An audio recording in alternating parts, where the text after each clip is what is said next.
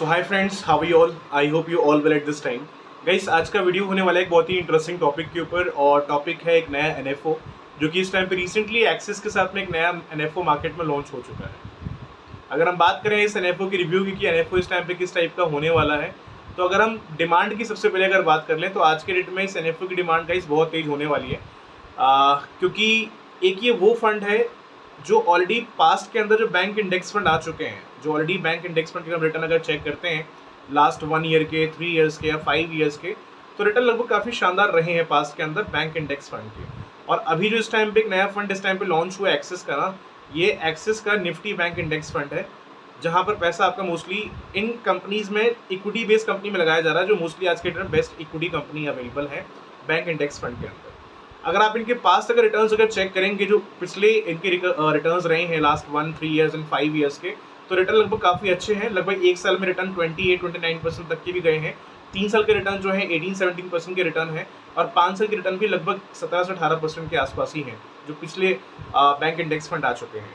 तो आज के डेट में इस फंड में इन्वेस्टमेंट करने का प्लान काफ़ी लोग इस टाइम पे कर रहे हैं, बिकॉज मतलब एक काफ़ी अच्छी पॉसिबिलिटी है कि अगर आप इसमें इन्वेस्टमेंट कर रहे हैं तो एक अच्छे रिटर्न आप यहाँ से बना के निकल सकते हैं, क्योंकि पास्ट में इसके रिटर्न्स काफ़ी अच्छे रहे हैं।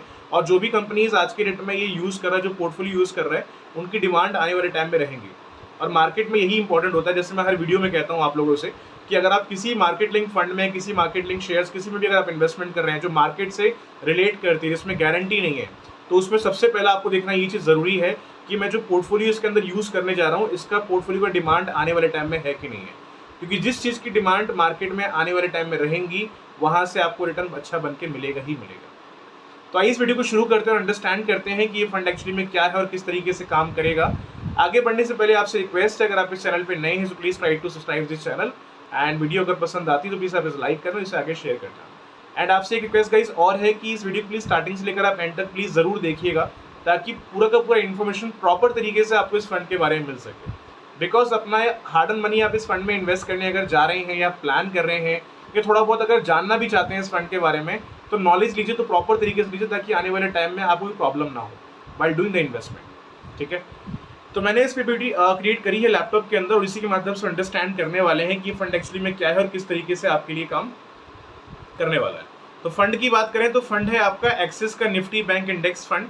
तो जो मोस्टली कंपनी आज के बेस्ट कंपनीज हैं निफ्टी बैंक इंडेक्स फंड के अंदर, वहाँ पैसा आपका यहाँ पे लगाया जा रहा है। बात करें हम इसमें एनएफओ की स्टार्टिंग डेट की, तो एनएफओ का यहाँ पे जो स्टार्टिंग डेट होने वाला है वो है 3 मई।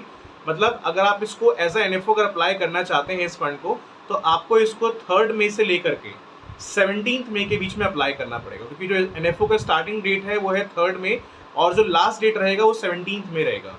मतलब इस ड्यूरेशन के अंदर अगर आप इसको अप्लाई कर लेते हैं तो आप इसको 10 रुपीज़ एनएफओ के एनईवी के हिसाब से परचेज कर सकते हैं। क्योंकि अगर आप कोई भी एनएफओ अगर मार्केट में परचेज करते हैं, जो भी मल्टीपल एनएफओज आते हैं, मोस्टली एनएफओ का प्राइस 10 रुपीज़ के हिसाब से ही होता है।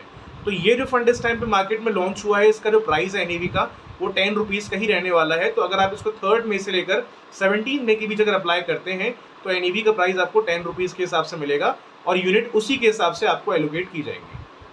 बात करें अगर अलॉटमेंट की, इसमें अलॉटमेंट डेट कब का होने वाला है, तो अगर आप इसको 3 मई से लेकर के अगर 17 के बीच अगर अप्लाई करते हैं, तो मैं आपकी जानकारी के लिए बता दूं कि आपका फंड इमीडिएटली इशू नहीं होने वाला है, ना 2 दिन में ना 3 दिन में। ये आपका इशुएंस होगा, आपका जो अलॉटमेंट आपको मिलेगा वो 24 को मिलेगा। ठीक है, तो ऐसे काफ़ी लोग क्वेश्चन करते हैं कि मैंने ऑलरेडी एनएफओ अप्लाई कर दिया है, 4 दिन बाद 5 दिन में अभी प्लान का इशुएंस नहीं आया है, या मेरा फंड अभी इशू नहीं हुआ, एक्टिव नहीं हुआ है। तो रीज़न ये होता है कि अलॉटमेंट की डेट होती है। तो इसकी अलॉटमेंट डेट है 24 मई की। मतलब अगर आप 3 से 17 के बीच अगर अप्लाई करते भी हैं, तो आपको कम से कम 24 तक आपको अलॉटमेंट इसका मिलेगा। ठीक है, ओके। अगर हम बात करें इसमें एक्सपेंस रेशियो की, एक्सपेंस रेशियो कितना होने वाला है, तो एक्सपेंस रेशियो लगभग इसमें अभी अपडेटेड इन्होंने नहीं किया है, बिकॉज जब भी कोई मार्केट में एनएफओ आते हैं तो कंपनी उसका अपडेट पहले नहीं देती है एक्सपेंस रेशियो का, कि कितना एक्सपेंस रेशियो इस टाइम पे होने वाला है। तो आपको अलॉटमेंट के बाद में कंफर्मेशन मिल जाएगा कितना एक्सपेंस रेशियो यहाँ पे होने वाला है। हालांकि ज़्यादा नहीं रहता है, म्यूचुअल फंड के एक्सपेंस रेशियो लगभग वही 1% के रेंज में ही रहते हैं, 1% या उससे कम 0.7 0.6 के आसपास रहते हैं। बट अलॉटमेंट मिलने के बाद एक बार आप अंडरस्टैंड कर लेना कि कितना इसमें एक्सपेंस रेशियो है, ताकि आपको एटलीस्ट नॉलेज रहे उसके बारे में। दूसरी चीज़ अगर हम बात करें इसमें एग्जिट लोड की, इसमें एग्जिट लोड कितना रहने वाला है, तो इसमें एग्जिट लोड है 0.25% का। फॉर एन एग्जाम्पल, आपने अगर इन्वेस्टमेंट किया है, मान लो 15 साल के ड्रीम के हिसाब से मुझे 15 साल के लिए इसमें इन्वेस्टमेंट करना है, या 10 साल के लिए इन्वेस्टमेंट करना है या 5 साल के लिए इन्वेस्टमेंट करना है। अब मान लो किसी भी कारण से आपने आज तो इन्वेस्टमेंट कर दिया, अलॉटमेंट आपको 24th मिल गया, लेकिन आपको 5 दिन बाद ही अगर मान लो पैसे की नीड पड़ जाती है, कुछ भी इमरजेंसी है, मान लो मेरा प्लान ही चेंज हो गया, मुझे इसमें इन्वेस्टमेंट ही नहीं करना है, मेरा 5 डेज के अंदर माइंड चेंज हो गया है, मुझे अपने पैसों को इसमें से लगभग विड्रॉ करना है जो मैंने इन्वेस्ट किया, मुझे कुछ इमरजेंसी है, तो अगर आप इसको अलॉटमेंट से लेकर के अगर आप 7 डेज के बीच अगर विड्रॉ कर लेते हैं तो इसमें आपको एग्जिट लोड पे करना पड़ेगा एंड विच इज 0.25%। ठीक है, तो अगर आप पैसा इसमें से विड्रॉ कर भी रहे हैं तो प्लीज एटलीस्ट आप इतना ट्राई करना कि अपना जो पैसा आप विड्रॉ करें वो अलॉटमेंट से लेकर के 7 दिन के बाद ही आप इसमें से विड्रॉ करिएगा। अगर आप विद इन 7 डेज में विड्रॉ कर लेते हैं अलॉटमेंट से लेकर के तो वहां पर आपको 0.25% का एग्जिट लोड जो है वो पे करना पड़ेगा, which is called redemption charge. ठीक है, बात करें इसमें मिनिमम इन्वेस्टमेंट की, इसमें इन्वेस्टमेंट कितना होने वाला है आपके लिए, तो अगर आप मान लो इसको एज SIP की फॉर्म में अगर स्टार्ट करना चाहते हैं तो इसका इन्वेस्टमेंट सिर्फ 100 रुपीज़ का मिनिमम है। तो आप इसको मिनिमम 100 रुपीज़ के हिसाब से मंथली बेसिस पे इसको शुरू कर सकते हैं। ड्यूरेशन आपको जितना लेना है आप उतना ले सकते हैं अपने हिसाब से, बिकॉज कोई बाउंडेशन नहीं होता है कि मुझे 10, 15, 20 में जाना है, आपकी मर्जी है, आप महीने भर के बाद निकाल भी सकते हैं अपना पैसा, लेकिन आप कोशिश ही करना कि अगर आप इस फंड में इन्वेस्टमेंट करें लॉन्ग टर्म जाना, क्योंकि शॉर्ट टर्म में इतनी जल्दी ग्रोथ आपको यहाँ देखने को नहीं मिलेगी, क्योंकि शॉर्ट टर्म के लिए ये फंड ज़्यादा उतना बेनिफिशियल नहीं है। क्योंकि शॉर्ट टर्म में अगर आप इसमें इन्वेस्टमेंट कर रहे हैं तो ऐसा नहीं है कि आपको हर साल 18% ही मिलेगा, 20% ही मिलेगा। ये फंड एक मार्केट लिंक फंड है और जो आपके रिटर्न्स डिपेंड करेंगे वो सब्जेक्ट टू मार्केट के ऊपर ही डिपेंड करने वाले हैं। तो जो पैसा आप यहाँ पे इन्वेस्ट कर रहे हैं कोई गारंटी नहीं है, आपका पैसा वेरी हाई रिस्क में इन्वेस्ट हो रहा है।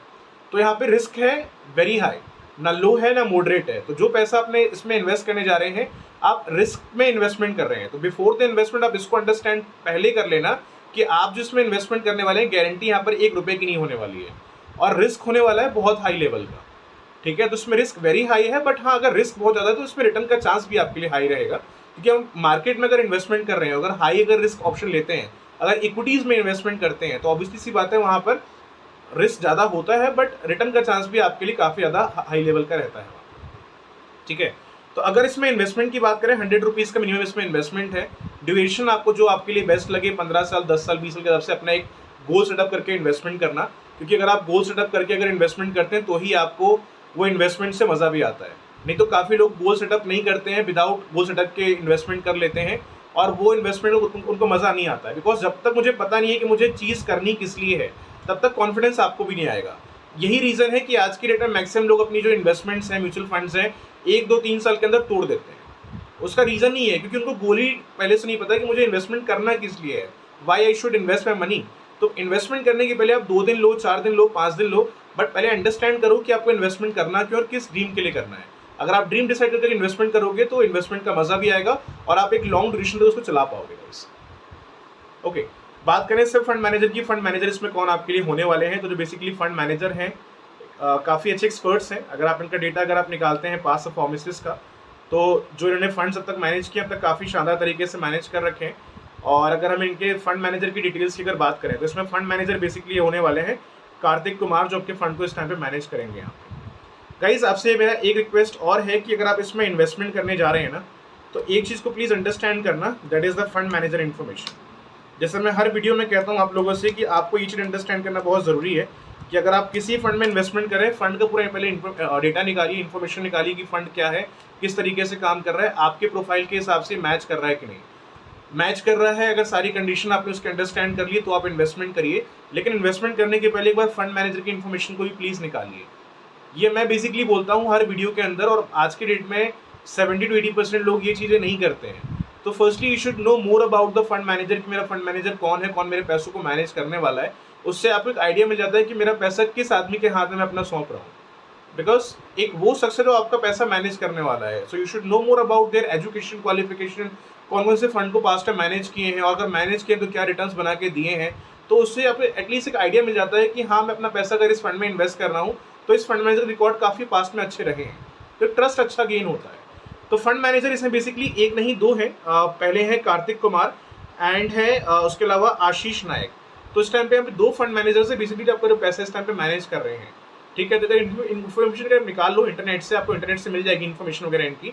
अगर कोई डाउट माइंड में अगर आता है रिगार्डिंग दिस फंड मैनेजर और any detail of this fund, you can raise question in the comment box, I will try to give the answer as soon as possible. ठीक है, तो गाइस अपार्ट फ्रॉम दिस, अगर आप इस fund में इस time पे इन्वेस्टमेंट करने का अगर प्लान कर रहे हैं तो आपके लिए बता दूं एक चीज़ मैं और यहाँ पे, कि जो पैसा आप यहाँ पे इन्वेस्ट करने जा रहे हैं, हम अगेन रिपीटिंग, आपका पैसा यहाँ पे मैक्सिमम इक्विटीज के अंदर ही इन्वेस्टमेंट होने के लिए जा रहा है। तो इसमें रिस्क है हाई लेवल का, मतलब इसमें कोई गारंटी नहीं है, कोई लो रिस्क नहीं है। तो प्लीज अगर इन्वेस्टमेंट इसमें करिएगा तो अपने रिस्क पे करिएगा। बट बिफोर द इन्वेस्टमेंट एक बार चीजों को अंडरस्टैंड कर लेना, ब्रोशर्स को पढ़ लेना। फिर भी कोई अगर डाउट माइंड में अगर रहता है regarding this fund, you can raise the question in the comment box, I try to give the answer as soon as possible. दूसरा इसमें टैक्स वाला जो ऑप्शन है कि इसमें आपका जो मेच्योरिटी है वो टैक्सेबल होगा या टैक्स फ्री होगा। तो इसमें आपका जो मेच्योरिटी अमाउंट होगा वो होगा टैक्सेबल। जैसे म्यूचुअल फंड में अगर आप इन्वेस्टमेंट करते हैं तो आपको ऑलरेडी पता है कि अगर आप म्यूचुअल फंड में अगर इन्वेस्टमेंट कर रहे हैं तो उसमें एलटीसीजी टैक्स भी होता है और एसटीसीजी भी होता है। एसटीसीजी होता है 1 ईयर के लिए, अगर मैं अपना पैसा अगर 1 ईयर के अंदर विड्रॉ कर ले रहा हूँ, अगर मैं 1 साल के अंदर ही विड्रॉ करता हूँ तो 15% का एसटीसीजी होता है। और अगर मान लो अगर मैं लॉन्ग ड्यूरेशन में अगर पैसा विड्रॉ कर रहा हूँ, जैसे मैंने अगर मान लो 20 साल के हिसाब से अगर इन्वेस्टमेंट किया तो उसमें 10% का एलटीसीजी होता है। बट इसमें भी ना एक कंडीशन होती है कि इस कितना अमाउंट इंक्रीज होगा तो कितना एलटीसीजी लगेगा, कितना बढ़ेगा। तो एक बार उसको अंडरस्टैंड करना, क्योंकि अगर मैं इस वीडियो में अगर उसकी इन्फॉर्मेशन देता हूँ वीडियो बहुत लंबी हो जाएगी।